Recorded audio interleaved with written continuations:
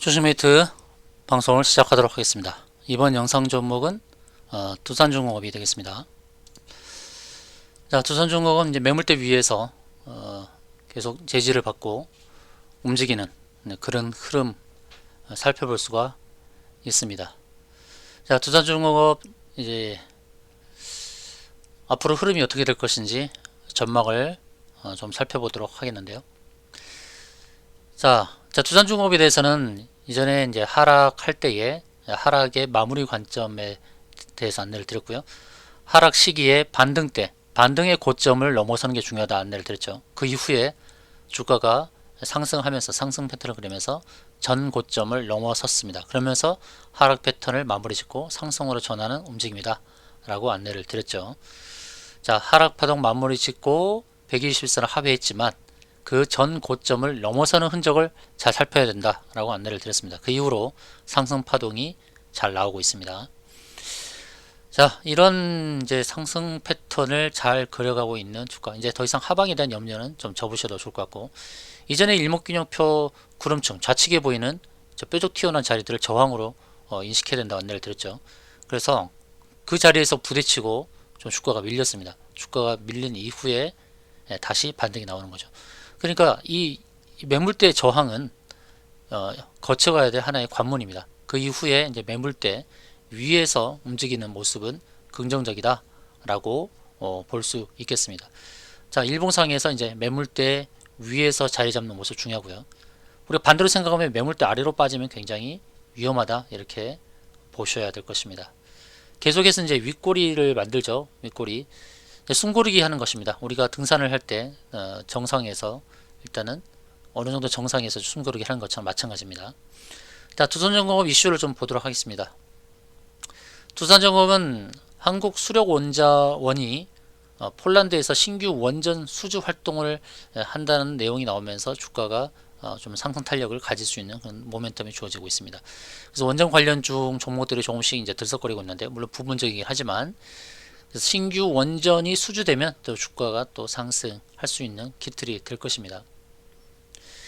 자, 원전 관련 종목으로서 우리가 주목해야 될 종목 중에 하나인 이 두산중공업, 현재까지 이제 보는 흐름은 주가 상승도 컸지만 이제 재무구조 개선에 총력을 기울이고 있는데, 이미 두산인프라코어는 매각을 했고요. 캐시카우인 두산바켓은 이제 손자 회사에서 자회사로 편입이 된 상황이죠. 자, 그리고 나서 이제 두산 퓨얼셀 2차전지 회사인 두산 퓨얼셀을 연결 회사로 재편했습니다. 이 모든 것들이 재무구조 개선을 위한 노력이다 라고 볼 수 있겠습니다. 그간 두산중공업이 이제 재무구조 개선을 하기 위해서 돈을 빌렸죠. 돈을 빌렸는데 채권단에서 빌린 돈이 3조 원 정도가 되고요. 두산바켓에 이제 51% 담보 계약을 했고, 이제 남은 채무액은 5천억 정도로 알려지고 있습니다. 지금 이제 두산중공업은 고민하고 있습니다. 이 채무를 해결하기 위해서 두산건설을 매각하면 되는데 대략 이제 3, 4천억 정도가 여기가 언급이 되고 있습니다. 해결이 되면 좋은데 아깝잖아요. 두산인프라코어를 팔면서 굉장히 배 아파 있는데, 두산건설은 이제 3분기까지 540억의 영업이익을 거두고 주택정비 사업으로만 수주액이 1조 원입니다. 과연 두산건설을 매각해야 될지 참 고민스러운 대목이 아닐 수가 없죠. 캐시카우인 두산바켓에 이어서 두산건설도 역시 캐시카우 역할을 하고 있어서 굉장히 두산중공업은 고민이 많은 상황입니다. 재무구조 개선 지금까지 잘 해왔는데 앞으로 또 남은 숙제들을 해결해야 될 그런 단계에 이르렀다 보시고요. 수급 상황에는 2개월간 기관이 1,500억을 매수했어요. 이 중에 연기금이 1,290억, 거의 기관의 매수는 연기금이 하고 있다 이렇게 봐야 되고요. 연기금의 행보를 주목하면서 대응을 해야 됩니다. 연기금이 어떠한 형태를 보이게 될지. 기관의 매수의 대부분은 지금 연기금이 차지를 하고 있습니다. 연기금이 순매수하고 있어요. 파는 날은 별로 안 되고 거의 매일같이 매수를 하고 있어요. 70억에서 많을 때는 200억 정도를 매수를 하고 있죠. 그래서 연기금이 어느 한 날 매도 자금이 뭐 100억 가까이 나온다 그러면 좀 조심해야 됩니다. 연기금의 움직임을 우리가 주의하면서 살펴봐야 되겠다 이렇게 말씀을 드리겠습니다. 자, 수급상에서는 이제 긍정적인 부분을 우리가 확인을 했고, 이제 기술적 분석을 좀 해보도록 하겠습니다. 자, 기술적 분석을 하겠는데 일봉상에서 아까 말씀드렸듯이 매물대 이제 일봉상 일목균형표 구름층 이제 상단에서 이제 매물대 저항을 뚫었죠. 그것은 과거에 갔던 지나온 길에 그 저항을 뚫고 이제 숨고르기 하는 중인데 주봉에서는 이제 매물대 뚫고 일봉도 마찬가지지만 주봉 역시 매물대를 뚫고 잠시 쉬어가는 중입니다. 어느 정도의 고점 그러니까 정복을 하고 난 다음에 잠시 쉬는 움직임인데요. 월봉에서도 역시 매물대를 뚫었죠. 지난 과거의 움직임 보면 최고점 15만원대부터 줄곧 하락을 해서 2016년도에 11,000원대 그러고 나서 이제 작년에는 2,000원대까지 2,200원대까지 하락을 했습니다. 이제 구조조정이 필요한 시기였죠.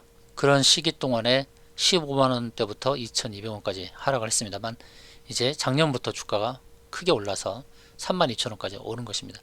긴 하락 파동을 지나서 이제 거래량을 크게 일으키면서 상승 곡선을 그리고 있는 상황, 이 부분은 좀 긍정적으로 봐야 될 것입니다. 자, 월봉상에서 움직이면 우리가 어느 정도 큰 기대를 할 수 있는 게 매물대 위에서 자리매김하고 있죠. 그리고 120월선의 지지를 받고 올라왔다는 거 긍정적입니다. 120월선은 10년의 평균이잖아요. 이전에서는 윗꼬리를 달고 밀렸습니다만 다시금 반등하는 상황, 이 상황에 대해서 우리가 긍정적으로 봐야 됩니다. 월봉에서 그려가는 우리가 큰 그림을 주목해야 됩니다.